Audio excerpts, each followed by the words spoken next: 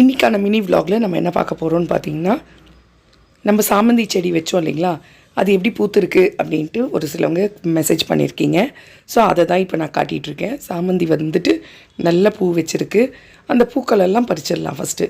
ஏன் பறிக்கணும் அப்படின்னு கேட்டிங்கன்னா, ஃபஸ்ட்டு பூக்கள் பறித்தாதான் அடுத்தது வந்து கிளைகள் வைக்க ஆரம்பிக்கும். அந்த பூக்கள் பறித்ததுலேருந்து நம்ம பக்க கிளைகள் வைக்கும். அதனால் பூக்களை ஃபஸ்ட்டு எல்லாம் பறிச்சுட்டு, அதாவது கொஞ்சம் பெரிய பூவாக இருக்கிற பூவெல்லாம் பறிச்சிடணும். அடுத்தது நம்ம இப்போ உரம் கொடுக்க ஆரம்பித்தோம் அப்படின்னா, திருப்பி அடுத்த ஒரு செட்டில் நிறைய பூக்கள் வைக்க ஆரம்பிக்கும். அதே மாதிரி நிறைய பக்க கிளைகள் வைக்க ஆரம்பிக்கும். அடுத்ததாக நம்மளது ஒரே ஒரு 7 days ரோஸ் வந்திருக்கு. ஸோ அந்த 7 days ரோஸையும் பறிச்சுட்டு, ஒரு 3 பன்னீர் ரோஸ் வந்திருக்கு. அந்த 3 பன்னீர் ரோஸையும் பறிச்சிக்கலாம். இப்போ ரோஜாக்கள் எல்லாம் நிறைய வாட்டம் கொடுக்குங்க. ஏன்னா வெயில் கடுமையாக இருக்குது இல்லைங்களா, அதனால் அதுக்கான ஃபர்டிலைசரை ரெகுலராக கொடுக்க ஆரம்பிங்க. வாரத்துக்கு ஒரு வாட்டியாவது ஒரு